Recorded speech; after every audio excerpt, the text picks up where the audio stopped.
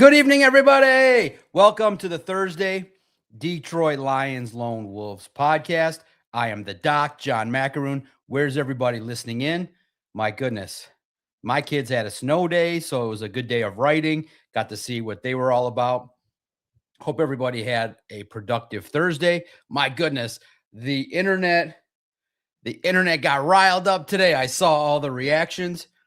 I think as each hour passes and we start to see photos of Mike McDaniel in Pittsburgh or in Tennessee, that everyone's getting a little bit nervous that Mike McDaniel is not going to end up being the offensive coordinator of the Lions. More openings. You realize that a lot of the jobs that are currently open have offensive minds leading the way.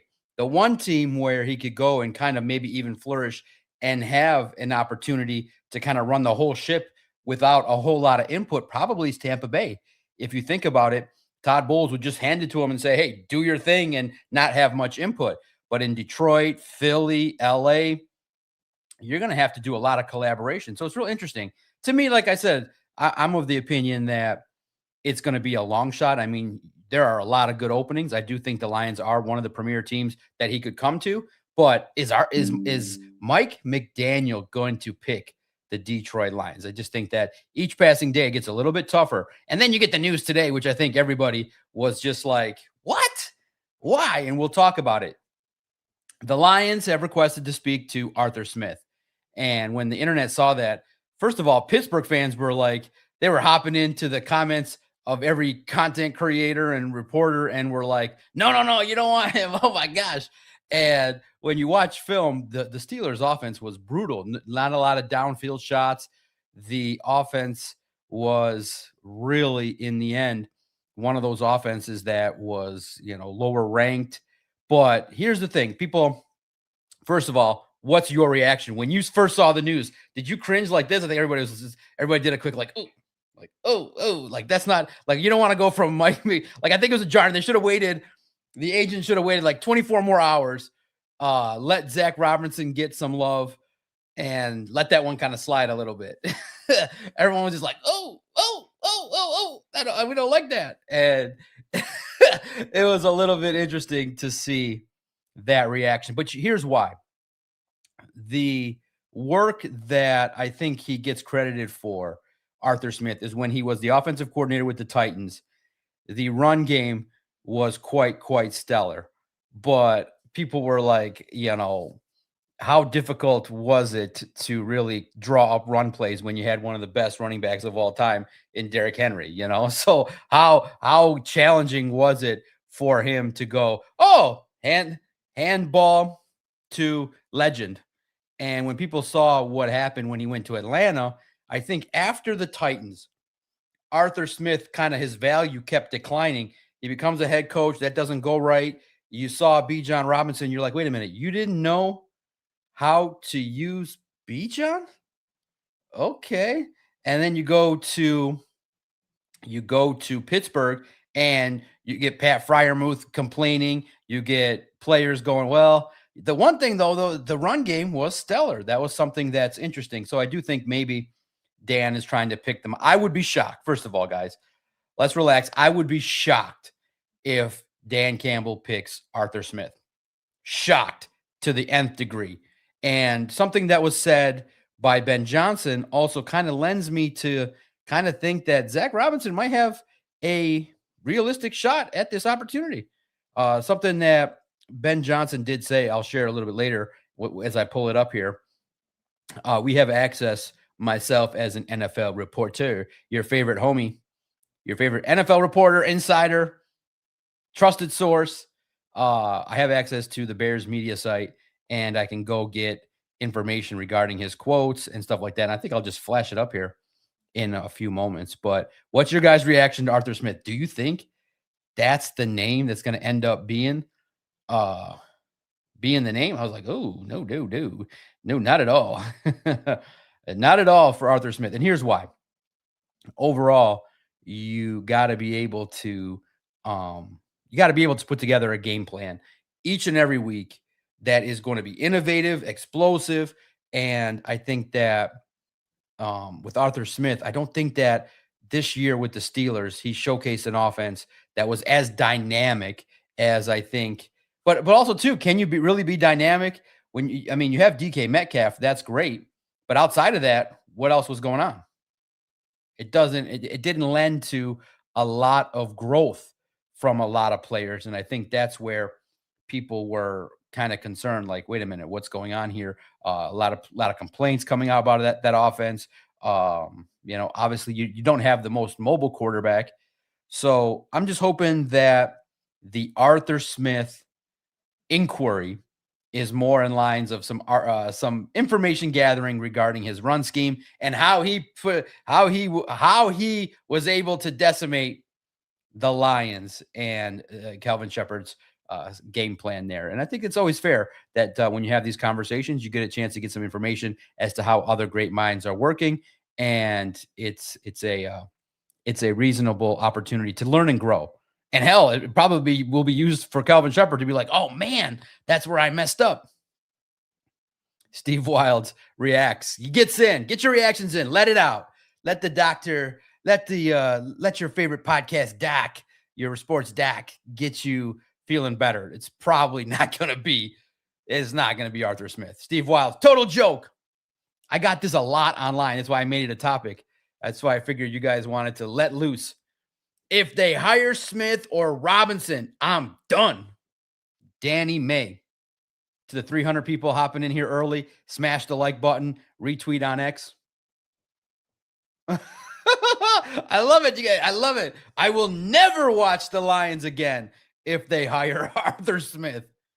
And remember, your friendly neighborhood podcaster did not go on X and go, I don't understand why you fans don't like Arthur Smith. Did you watch the Steelers? Did you pay attention to any of their games? And I think too, shout out to you, Brian. I think the big thing that is also psychologically the dynamic here is Arthur Smith, his name is not Mike McDaniel. And I do see the dynamic forming of everybody knows McDaniel kind of is the best. He's the best candidate and we want the best. And that's a natural instinct, and that's smart. Smart of you fans to want the best candidate to want to come and work with Dan Campbell. You see what you can go on X at Detroit Podcast. There was a video being circulated online that featured just Mike McDaniel talking about his scheme and how he also talked about the run and setting up plays for the future, and also how to really, in a way, philosophically get the players to buy in. It's a great video at Detroit Podcast. Check it out. Let's get a roll call here. Where are you guys listening in from? Shout out to Xavier, Wraith Dark Flame, It's Jay Stees.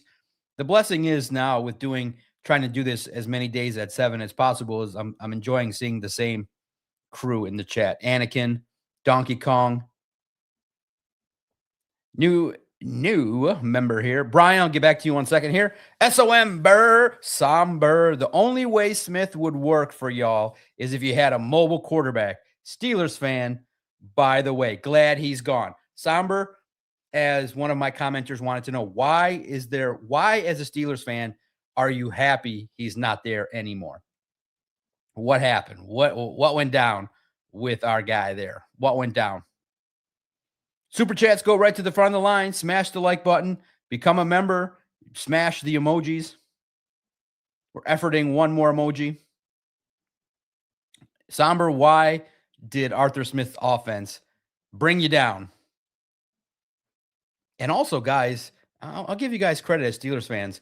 Not winning a playoff game for more than a decade, you were well within your right to say, okay, well, listen, thank you, Mike Tomlin, but we need more. Not at all. As I said the other day, if it's not Mike McDaniel, hopefully it's Kafka. Who's your number 2, guys? Roll call. Who's your number 2 if it's not McDaniel? Who is the guy? I'm going to talk about Arthur Smith for a minute, and then also Zac Robinson, why the Lions may be really intrigued by that name. Shout out to my man Brian, as always, Extra Trim Reaper. Riley, always good to see the crew. Mishanuga's in the house. Angus, Detroit fan man. Absolutely. Kafka's still available. And I think that's where this idea and just disdain comes for Arthur Smith. The Lions are shopping at Temu for an OC. I love it. You're the first one that messaged me. Arthur Smith is the Temu Mike McDaniel. Man, you guys are brutal. He's got to keep. If Arthur Smith gets hired, he's got to keep the mustache. Jace LaRoque, 1416. Robinson and Smith are both terrible. I hear you. Like I said, I do think that there will be a slight level of disappointment if if it's not Mike McDaniel. I love seeing you guys comment. You're fired up. McDaniels loves the cold, and he's just getting interview experience. He's definitely going to be Lions OC in about a week. Let's put it out there. Let's hope.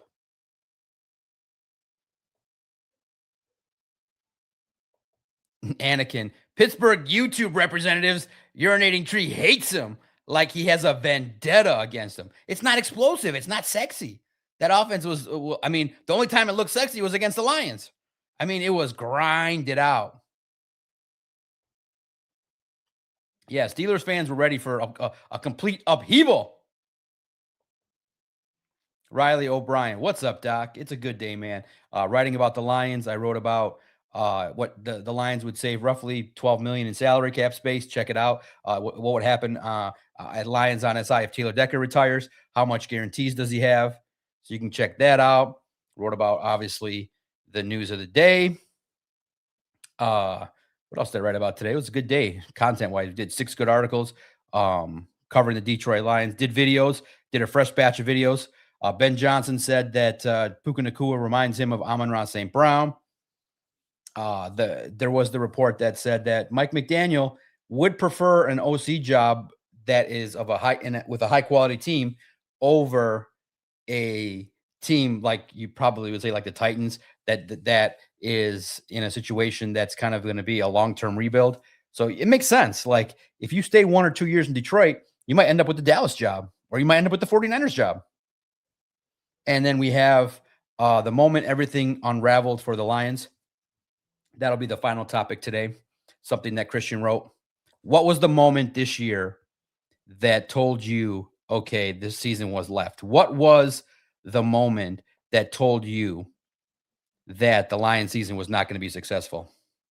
When did the moment happen for you that you felt like, oh man, this Lions season's gone left? The moment it unraveled, it started probably with the early cracks with the Packers game, but then the Eagles and Chiefs games kind of unraveled things for the Lions. When did you know?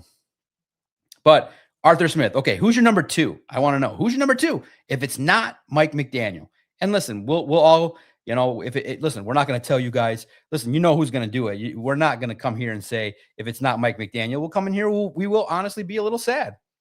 I'm not going to pat you on the back, pat you on the head and say, guys, it's okay. It's okay. Who we got is okay. No, you want the best, and you should, for a moment, feel a little sting if you don't get the best. But there'll be opportunities, and we'll regroup as a community. It's interesting to look at and I like it, the fervor and the energy that people have when they want to go out and get something that they really, really respect.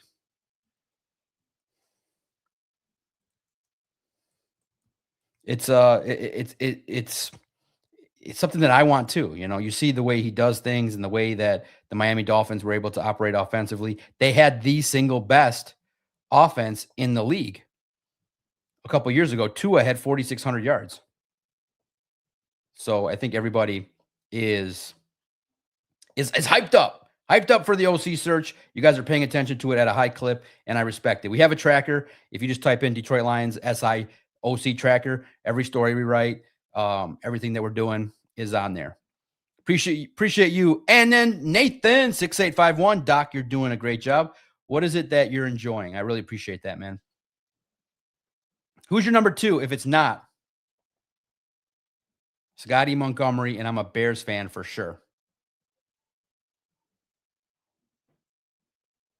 Yeah, when the injuries started popping, I hear you guys.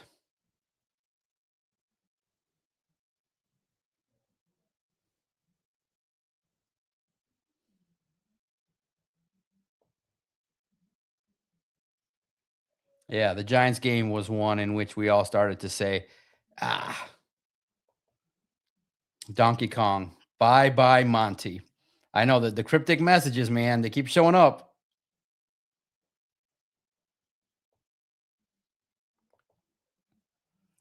Manding lost 0-0. If Mikey MC wants to have his choice of good jobs in the future, he would be smart to come here and showcase his stuff with these weapons. Otherwise, his stock is done right now, has less leverage. Understood. Yeah, but see the head coaching lifestyle. If you get 5 years, someone's going to throw. I do think Friday will be telling Manding. If Tampa Bay lets him leave, I think that um, that interview will be telling if he wants to keep searching and weigh his options. Tampa might make the offer. They might make an offer right then and there. Why do you guys find it unappealing? Why did you guys get so riled up about Arthur Smith?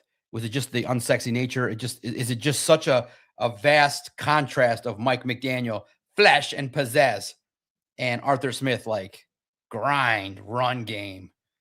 Can he get Jared Goff to pass the ball forward? Would Jared Goff's air yards take a dip?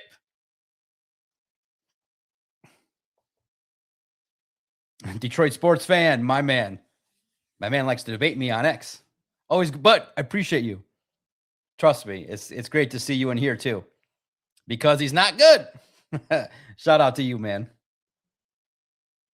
And keep doing it. I respect seeing your thoughts on things. Donkey Kong. Arthur Smith sucks. That's all that really matters. That's why I love your guys' honesty.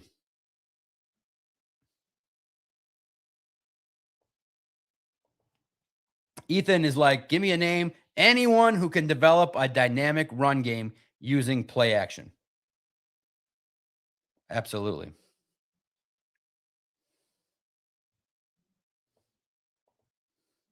Jomo Lion King. I do think Goff would excel with McDaniel. I think that's what people feel is that the guy that can get the most out of Jared Goff is a guy like Mike McDaniel. Worked with Tua, has the ability to work with quarterbacks and put together a plan that needs to be in place. But let me give you this. Let me give you a little talk. We'll keep talking about Arthur Smith. And I just think that, the concern level is realistic. You guys got it going down. I don't want Arthur Smith because I like scoring points and gaining yards.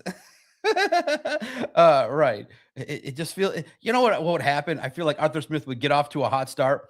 Maybe you face the team like the Titans early. He drops 30 on them. Everyone's happy. And then the rest of the way, you're just like, oh, God, it's John Morton 2.0.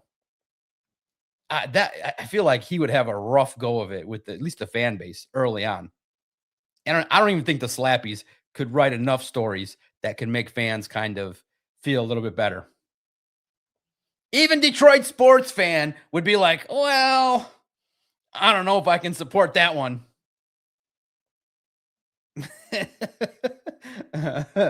Mr. Poole, shout out to you.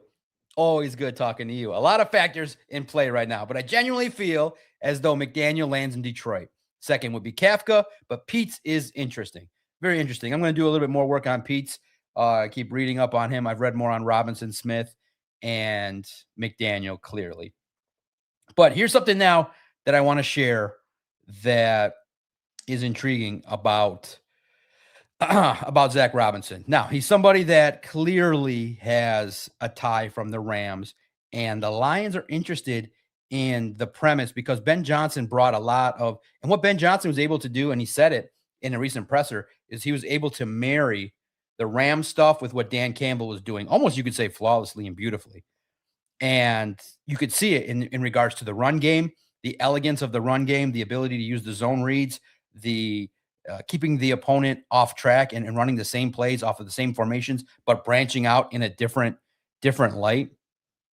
So you see that Ben Johnson's able to have a lot of success, and he's able to do so much with Jared Goff. I mean, he spent the whole offseason crafting an offense. I think McDaniel could do that.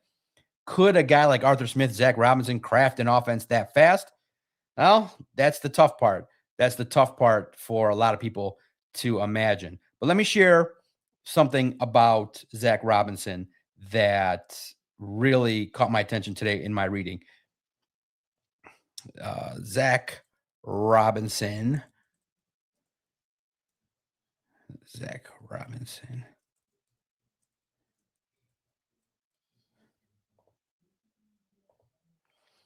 Zac Robinson.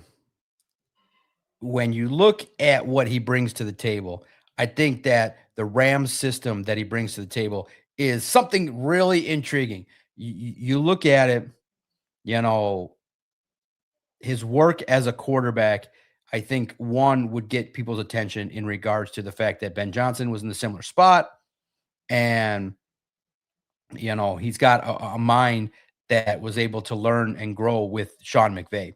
And that's something that I think people, when you spend 5 years with the Rams, and it's a good sign. The problem is though, there is a little bit of a red flag, in that when he worked with Goff, his numbers weren't great. You know, he had an opportunity to work with McVay, so he worked his way up, and you know, I think that him working with McVay exposed him to some different schemes, and also to the problem was though the Falcons' offense also wasn't you know all that impressive over the course of a whole season. But many people praise his wisdom and the ability to adapt. It's early on with the Falcons, you saw glimpses of what he was able to do. Given the fact that the Falcons had, Kirk Cousins and Penix all dealing with injuries, but you got to see Drake London kind of emerge a little bit, and people like his temperament, like his ability to withstand the ups and downs and the rigors. But is he a mastercraft wizard? That's something to be determined. Like, we don't want somebody still learning on the job, being that he's less than 40 years old and needs more experience. But unfortunately, with Goff threw the most interceptions. Now people will say, well, the run game took a step back, but Goff threw like his career high interceptions with Zac Robinson working with him as the quarterback's coach. So you're like, oh, that's not good. And then the year to year progress. Listen, there's something to say. Like, when you first come onto a job, you might have a flash, but the mark of your coaching style is what happens in the second year when people starts to know your stuff. And the Falcons, you know, had some issues on third down. They, just weren't, it was up and down. And it was one of those deals where you didn't feel like you got the exact full force of you know, the full force of schematics. And I think one thing that reporters looked at in Atlanta too was the schematics of Zac Robinson. Like, with the run game, he used, and out of formations, he used the pistol quite a bit. And all the Atlanta writers were like, it felt like Zac Robinson was way old school, and maybe not willing to be as modern and forward thinking as many people would think. But what um let me share with you what Ben Johnson said that kind of is intriguing. A lot of principles in regards to the run game and things that would you know make it so, like, okay, this guy might have the ability to scheme up and learn to effectively grab and get a hold of the run. But look what Ben Johnson said, and this is what is interesting. This is a transcript from Ben Johnson this week, and I'll share it. Ben Johnson was asked, "What did you study from Sean McVay's offense?" He said, "My history has been obviously with Jared Goff, and Jared started with Sean. So there was a lot of comfort that Jared had from his time with Sean that we looked at to accentuate there in Detroit. One of the pillars of our playbook were some of those concepts from LA, and also augmenting it with some of the stuff that I had been around that Dan ran, that Dan Campbell had been around, and the rest of the offensive staff. It's a marriage of a bunch of stuff like that." But yeah, I've watched a ton of LA tape over the years, obviously when Jared was there, and then that's continued since Matt Stafford's been there as well. So think about that. Ben Johnson had a scheme that he knew he wanted to be a part of, but also married that, you know what? My quarterback really loved some principles with the deep passing attack that was able to be married together. To you could see kind of the influence. You could see kind of the blending with the run game and the passing game in that year in 2024. You could see it. So the Lions are probably wanting to maybe even get more of a look in regards to some principles from the Rams and what Zac Robinson could bring to the table. But I just don't see. I feel like Zac Robinson is the fourth guy in charge, fourth guy in the clubhouse. One is McDaniel. Two, I think would be potentially Pete's. Three, Scotty Montgomery. Four, Robinson.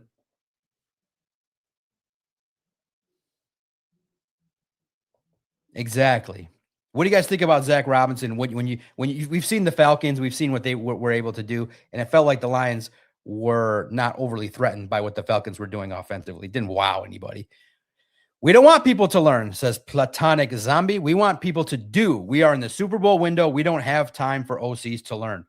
Right. And it's really tough too, optics wise. Do you want an offensive coordinator that just got whacked from a regime? That's tough to sell to people.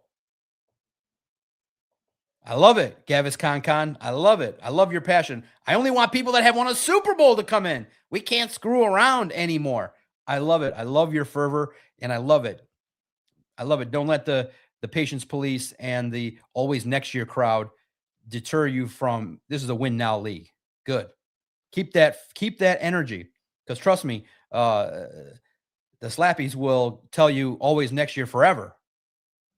Always next year. They have next year. It's like, nah, man, I'm getting kind of annoyed. I want to win now. Steve was like, that scheme in Atlanta was terrible.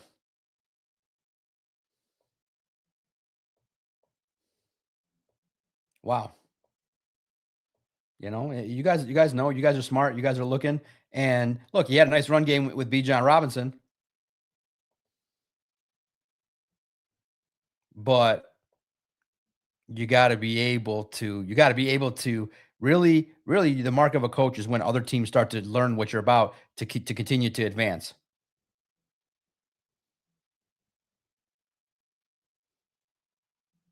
right?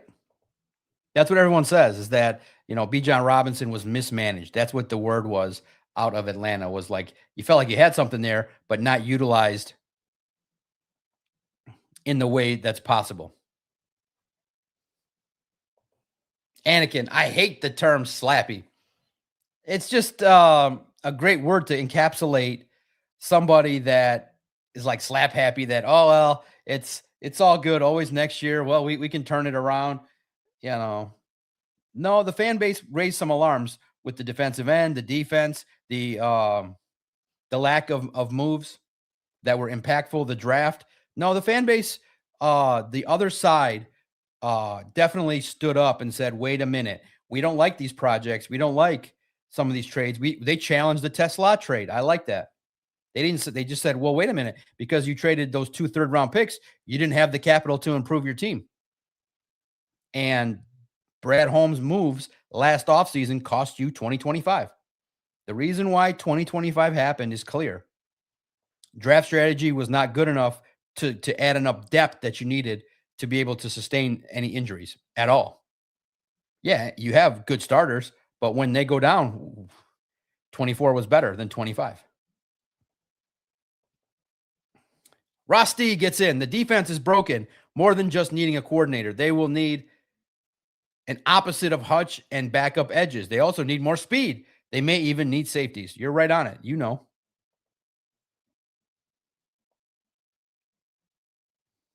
exactly what's going on.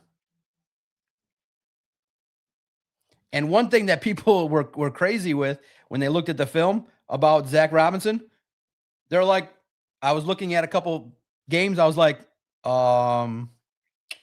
I'm not really seeing a lot of disguises. I'm not seeing a lot of play action from this film. I like seeing Drake London. I like seeing a little bit more emergence of Kyle Pitts, but I was like, why would you with Cousins not use more play action when that kind of helped in Minnesota? Like, do you know who's your quarterback? Okay. But at the same token, um, I believe that Robinson has a relationship with Gradkowski. So from their time with the Rams, but I don't see it. I think the scoop is it's a long shot for Zac Robinson. 39 years old. He was a dual threat. It says a 3-star dual threat recruit out of Colorado.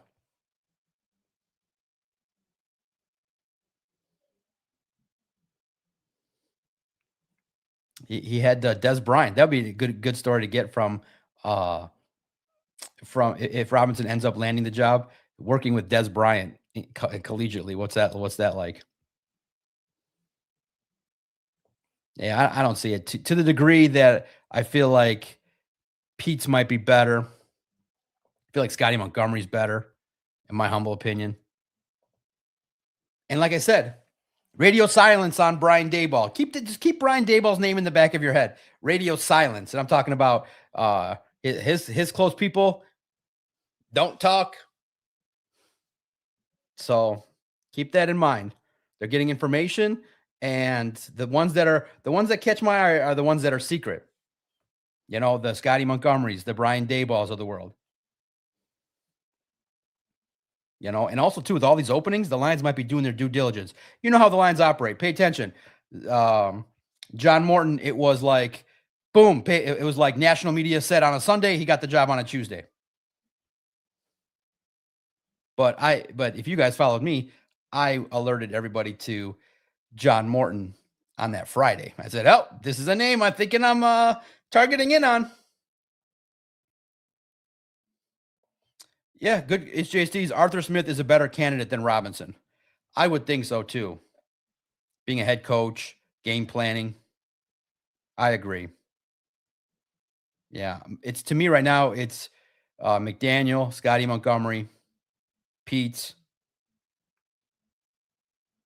Arthur Smith, Robinson, but Kafka also too. Pay attention to Kafka. He's up there too. Who are your top three? I probably would put Kafka above Arthur Smith, just based on the what he was able to do with the Giants that were depleted.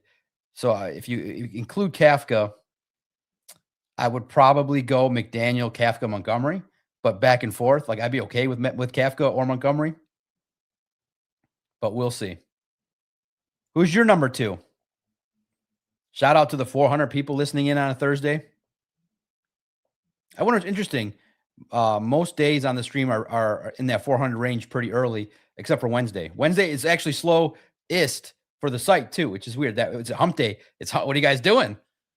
Every day is pretty strong on the site and the streams, except Wednesday, which is funny. So I got to do more work. I got to put more reports out on Wednesday. But I get it. It's like hump day. Everyone's tired. Magic with an interesting question. Doc, do you think Dan quits at some point? I feel like the locker room morale is not there anymore. No, I don't think he quits anytime soon. I think that the grind is there when you have more holes to fill, and also too when you realize you put the offense in the hands of a trusted colleague, and then you realize, oh shoot, halfway through his year, you're gonna have. I mean, you don't think Dan Campbell knew when Dan Campbell stripped John Morton of his play calling duties? It's a wrap. Everyone knew he's getting fired. John Morton knew he's getting fired. It's tough. Could you imagine sitting in meetings with everybody and he knows and it's like that thing where Dan knows that John knows that Dan knows that he's getting whacked. But something that I was asked on Crunch Time that was real interesting. And it was a good point. It was a good point.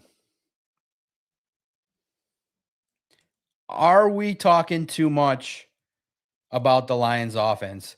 Uh but not enough concern about the Lions defense. Are we ignoring or not talking too much about the defense and saying, look, you need an offensive coordinator, but if you keep Kelvin Sheppard, I feel like a lot of people are saying, wait a minute. The offense still top 10 with all the issues, still put up points. But yeah, they did, kind of, as we say, exaggerate some numbers when they face weaker opponents. When they face the Eagles and they face good opponents, their numbers went down. In 7 games, they rushed for less than 100 yards. So, when you puff up against a team like the Bears early on, where their defense sucks early and you drop 50 on them, that's going to skew a lot of numbers. Do you think it's sounding like, I mean, we're looking at it. Um, it's looking like Kelvin Sheppard's going to return. You okay with that?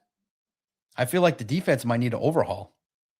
The interior, you got Tyleik Williams. You probably have an opportunity to bring back Roy Lopez, but he's going to get a raise more than 5-6 million. So he might be in that 8 range.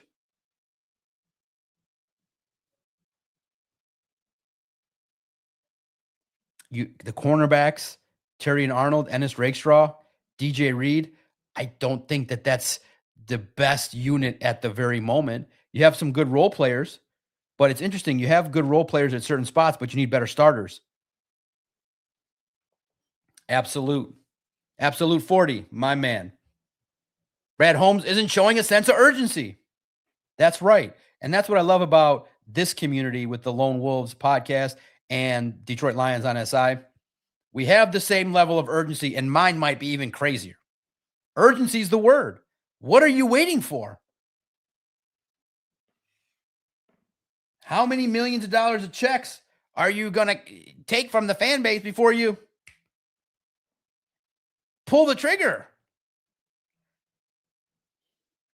And here's the thing that you read online, because trust me, I read and watch the majority of podcasts and read a lot. I spend an hour to 2 hours reading every day.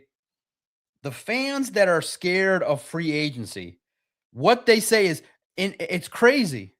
It's crazy how they project this feeling. They project that their evaluator is going to nail the draft and all those picks are going to work, but they're piss scared that the free agency picks are going to be horrible. And I understand that, but if you're a good general manager and you can't find a free agent, the Lions need a new general manager. Hello? Like, if your draft picks start to whiff, Giovanni Manu, Broderick Martin, Colby Sorsdahl, Siavasoni Vaki, and they start adding up over 3-4 years where they're not contributing, and you're missing on a couple of superstars. You should have had Puka Nacua. You should have had Kobe Turner on this team. If you're scared of free agency and your guy is taking projects and doesn't know that potentially the competition needs to be there, then it's time to talk seriously about, is this the right guy leading the team? They're like, I don't want to saddle the organization with bad contracts. Well, don't give a bad contract. If you're an expert GM, find somebody like a Roy Lopez, but just a little bit better. Because Brad Holmes, and I understand where you see Emmanuel Mosley is a whiff and Cam Sutton is a whiff. But you didn't, but he gave relatively short-term contracts. And he's not doing as much work on free agents as he does in the draft. But even the draft produces risks, according to Brad Holmes, when I asked him about Hendon Hooker and Broderick Martin. So if you can't consistently hit when you're drafting lower in the draft and you're not getting free agents and you can't get the other side to deal with you, now you got to talk real talk. Absolute. But you're right. This fan base doesn't care about sustained success. It's clear. You built a core that you like, surround it, and let's see what you got. And if you F it up, we got to wait and fire him and get somebody else. That's how football goes. But you're absolutely right. You're absolutely right. Sports and football is, unfortunately, it's not kumbaya, let someone stay for 15 years before they win a Super Bowl. I'm sorry. You can only slap around and hope for so many years. And this year, the fans started booing. Good urgency. After 5. I mean, this kind of talk just started this year. 5 years is fair. That's the right number. 5 years, according to the 5-year rule. And remember, just a reminder that the 5-year rule says that no. So far, the Bills still has a chance this year. No quarterback and head coach, if they didn't win their first Super Bowl together in 5 years, it's never happened after. Never. In the history of the Super Bowl era, in 5 years just passed with Dan Campbell and Jared Goff. What does that tell you? Let's see if the Bills keep it alive. But I think the AFC goes through Houston and New England this year. And it's going to cost 20 mil, 17 to 20. That's going to be the next sad day is when Linderbaum signs with the Chargers. They got 100 million in salary cap space. Right now, you got 4, and you got to restructure to get some cash.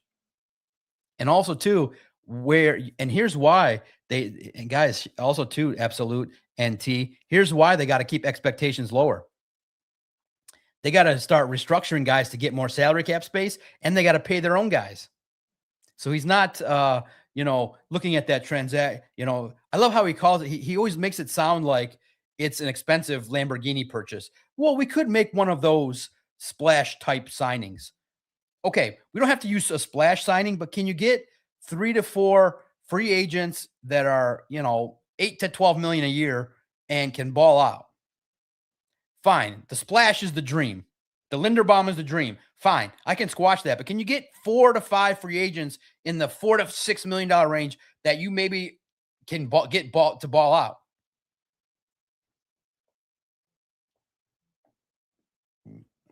We'll see. No, I understand, Attila. What we're saying is, in the last 2 years, the free agency and the trade moves have not portrayed a team that really believed they were going to win a Super Bowl. We know in March, right around my birthday, we hit free agency, and that's when everybody's nuts get crushed by Brad Holmes. We select injured offensive lineman who had his ACL torn last year and is coming back for $2 million. Yay.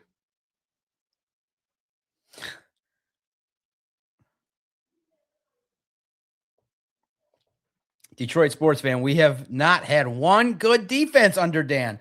The best it has been was early 24. I do think injuries have a lot to do with it. Facts, my friend. Facts. You're absolutely right. If you give Jared Goff a defense, that might make the whole narrative different, where you maybe kind of make him more of a game manager and you let him, score 20, let the offense score 21 to 24, race to 20. Right now, the Lions are in a race to 30.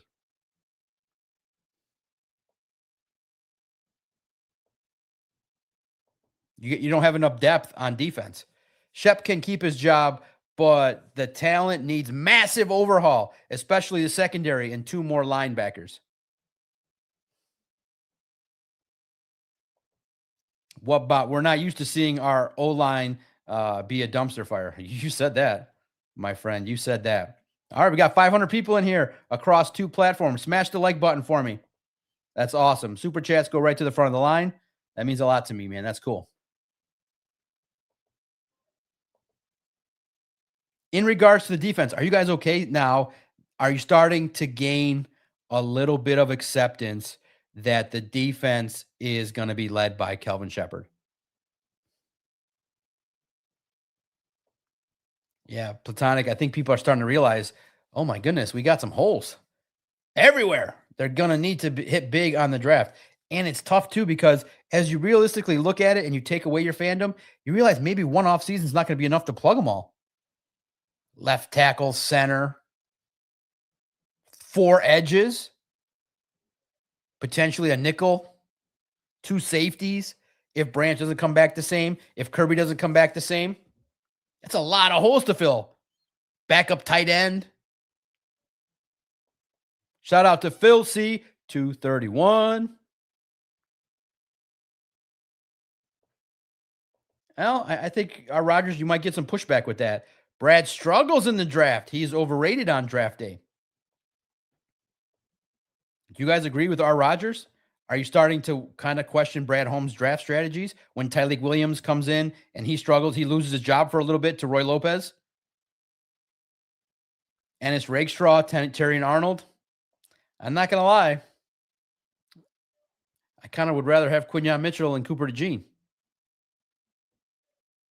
All pros. You need to be more aggressive and figure out how to get those two guys.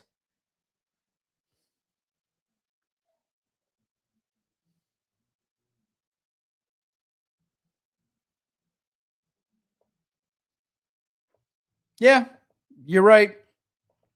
He is fine in the draft. Detroit sports fan. Some great picks and some not so great ones. I think we all like Cooper DeJean. Cooper DeJean's sweet.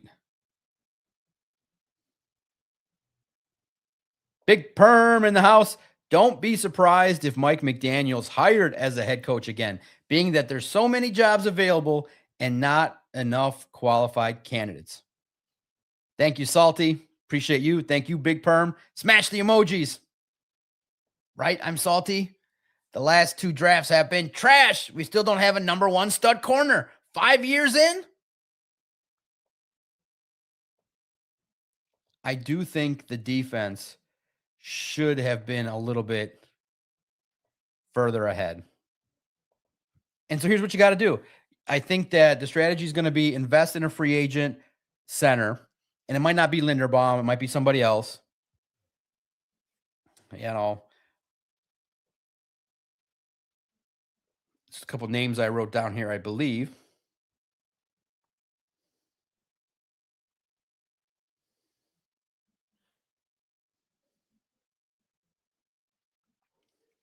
Some linemen I wrote down 2 names. I wrote down Rob Havenstein and Braden Smith. You know, names to pay attention to. Free agency will provide some interesting opportunities to get some impactful players. And then you draft one edge, maybe a free agent edge. And I think you elevate, obviously, Ahmed Hassanin, and you get Al-Quadin Muhammad, but you need a couple more. One in the draft maybe, and one in free agency. But yeah, that defense, that scheme in their cover 3 zone, in their man-to-man, I just felt like the blend was okay, but it felt like when the injury started to happen, the communication dissipated and it became much more of a struggle to execute consistently defensively. And I'm wondering if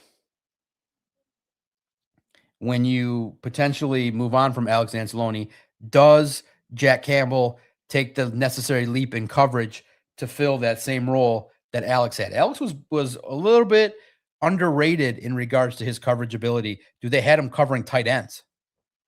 They had him covering at times running backs, and he was battling to the best of his ability.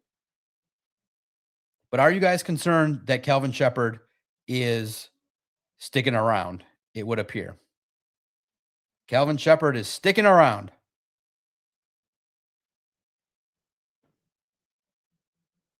Could you imagine, though, guys? Like, I think you guys are in the same boat as me. Could you imagine? We all want it. Maybe one time as a community, we just got to put it in the chat. Dan Campbell, Mike McDaniel, Brian Flores. Why can't the Lions have that? Why can't the Lions have McDaniel, Dan Campbell, Brian Flores? CMF. Campbell, McDaniel, Flores. Doesn't that just scream Super Bowl coaching staff? I could see that photo. All them guys hugging. Brian Flores running the blitz, destroying the quarterbacks. Man, you get McDaniel getting Jahmyr Gibbs the run game action. The Lions fans deserve that. The best of the best. Listen, I think Tyleik is going to grow. His first season is a rookie season. The original says Tyleik is mid. I don't agree. I think that you saw glimpses of what he can do against the run. He showed flashes. Yeah, it was up and down, but the issue at hand is I don't know if he's going to ever develop that interior pass rush that you're going to need. He's got to step it up. He's got to develop an interior pass rush game that's going to be on par with some of the great interior guys. I don't know if that's going to develop even in year 2. Good against the run, good player. Does he live up to first round potential? That might be tough. We shall see. But yeah, you need better cornerbacks. You got to reshape that a little bit. You might have to reshape the overall defensive philosophy. Maybe play more nickel. We shall see. I know I got a lot of this. You guys are like, you know what? Pump him up in the chat every episode. I hope Shep gets the Dolphins job. He's the greatest defensive mind ever. He should be a rising star. Shep should get the Steelers job, should get the Ravens job, should get the Tampa Bay. Do you think Shep will improve? I do, but I don't know if it's going to be fast enough for 2026. 26 is, I think we are in this community. I think the word is urgency. Urgency to change, urgency to add, urgency to figure out how to get back. That's a good word. The 26 motto from us is urgency. Get your issues fixed and figure it out.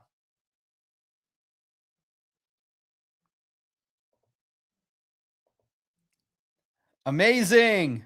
Super sticker from Hassanin Mahdi 540. Appreciate you so much. Appreciate your kindness, your willingness to support this, and to give a super sticker. Shout out to Hassanin Mahdi. Absolutely. I know he votes for to make the defensive line pressure again. Make them keep it going and dominate and be like the Texans. Woo! Much appreciated, Hassanin. Many blessings. Hopefully, it's a beautiful night. Hopefully, everything is going in a positive direction for you. Always enjoy seeing you. Thank you for your kind support. It means a lot to me. Shout out. Everybody give a shout out to Hassanin.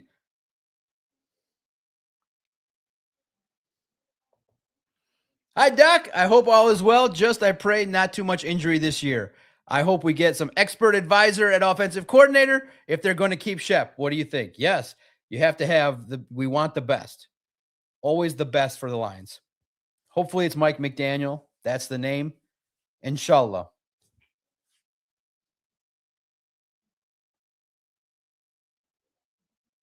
Yes, expert advisors, no doubt about it. Fix the offensive line.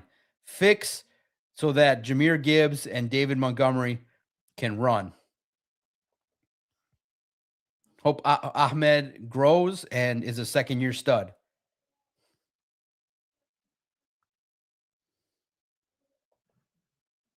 Hassanin's always dropping the super chats. You're goated. Absolutely. GOAT status. Legendary listener, supporter, and really friend family of the podcast.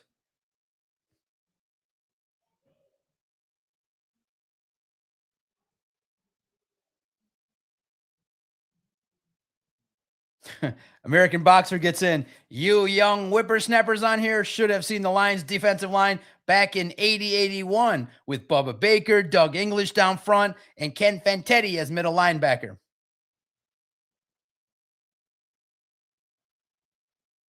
Back in the day.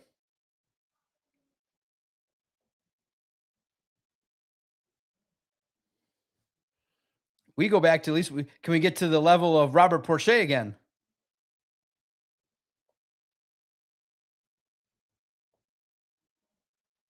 No, Steve. Doc isn't doing any QB research. He's now back on the golf train. That's incorrect. Still researching. Waiting for the championship game. I want to see how Carson Beck and Fernando Mendoza handle the pressure.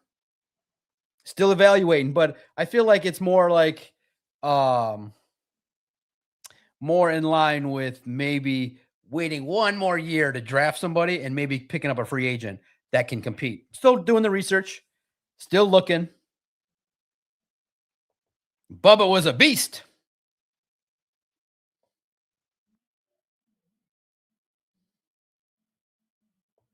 We do need Aleem McNeil to get back on track. Aleem is not, listen, coming off of an ACL, he's going to slow down. Last 5 minutes before the day is done and the work day is over. When this year, and I'm very proud, this community and Lions on SI all year was able to rightfully and correctly assess the Lions. I mean, I questioned Dan Campbell after one game. The Giants game was very concerning after a win.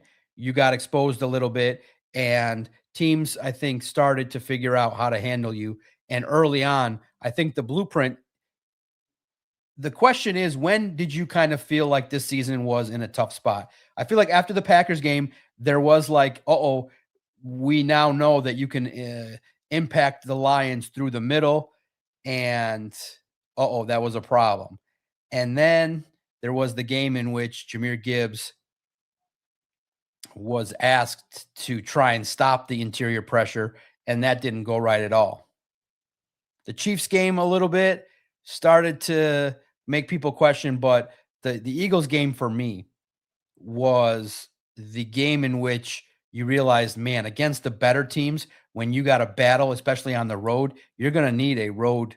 You're going to need a road, some luck to compete on the road. You're going to need a lot of games at Ford Field. But I think the game that people noticed, wait a minute, something's wrong, was the Falcons game. Many people felt like, wait a minute, that was a game you should have won.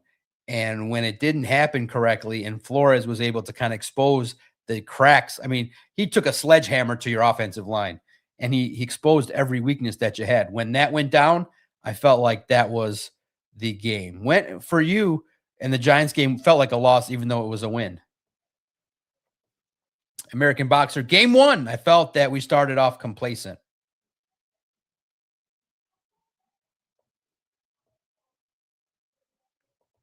Audie says the two QBs I found the most interesting are Chambliss and Moore, but I think they still have one more year, so we'll see come next offseason where they're at and who else emerges. You're absolutely right. I'm sorry, the Vikings game. Sorry, this is the last 5 minutes of my day. These 12-hour work days are fun, but I mean, and of course, thinking about Zac Robinson, reading about him, the Minnesota Vikings with Brian Flores. Can you see how the mind works when you're reading up and watching Falcons film all day? Vikings.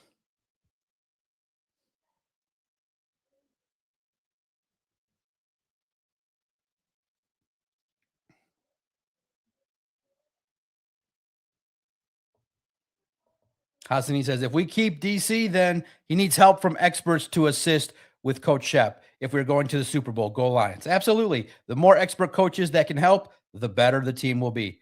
Maybe it's a Chuck Pagano, somebody that can come in.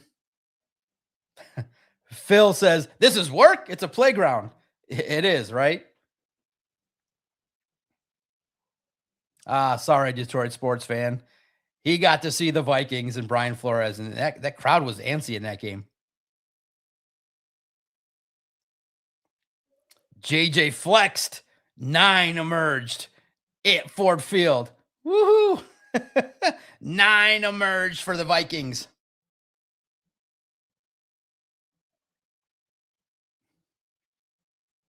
Yeah, I feel like that the season started to go astray when you started to see win, loss, win, loss. September happens, and then right away you're like, wait a minute. We ain't winning consistently. It was a wild ride to go on, wasn't it? Win, loss, win, loss, win, loss.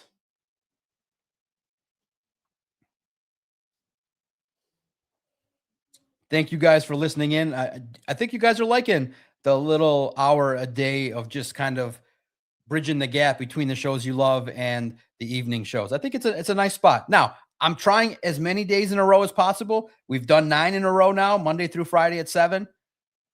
We'll try maybe tomorrow on a Friday. Might be just a little shorter. Might be a tape show. We'll see if I line up a guest. But 7 o'clock is a fun time. And I think it's a good time for me because it's after you've done all your research, you get all the stuff in your head and you're able to conversate with you guys and discuss things. So if you guys are liking it, if you want to see any changes, let me know. The topics today that we covered over the last hour: Zac Robinson, Arthur Smith. Why are you guys not happy with Arthur Smith? I can see why. Are we neglecting the defense at the level that we should? Is it McDaniel or bust? Are you going to be devastated if they don't get Mike McDaniel? I could see where there would be concern regarding not landing the best of the best. July 4th. Keep it up, Doc. Appreciate you. I know you're in here. C. Henry. Always good seeing you. Hopefully you survived the snow. And piled up, right? How are you feeling about the wide net cast? I like it. You're getting a lot of information, a lot of research. You want to pick the brains of those that know, and especially those that picked you apart, like Arthur Smith. That's good. Cast a wide net. As many interviews as you can. Learn, inquire, and maybe if you don't hire some of these guys this cycle, maybe for the next cycle, or at least you know a little bit about them in case these are the next wave of coaches. You also get a little bit of knowledge about how the league works. And any information that you gather, it's all information gathering. The more information, the better.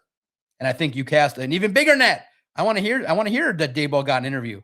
I want to hear that others, maybe from college, a college wizard. It sucks that Todd Monken probably won't talk to us, but we'll see. Appreciate you, C. Shout out to my man, C. Henry.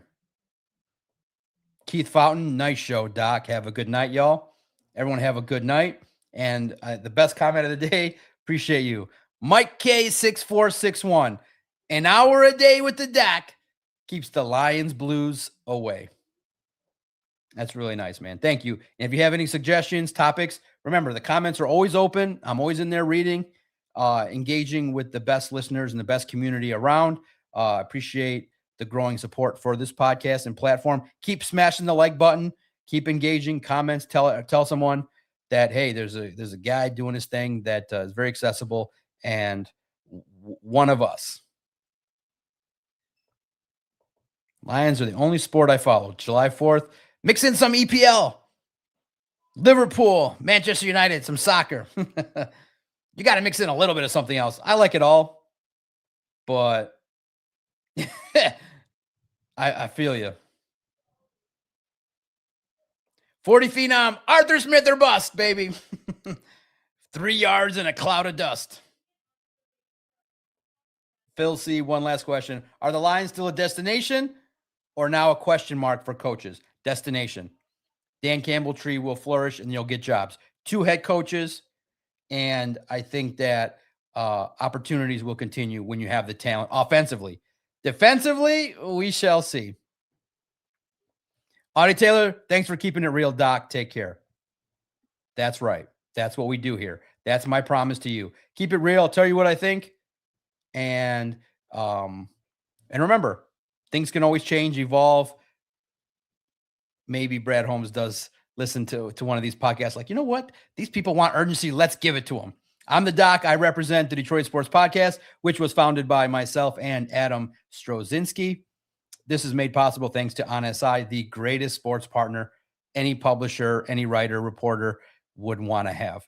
I'm the Doc, your favorite homie, NFL insider, writer, reporter.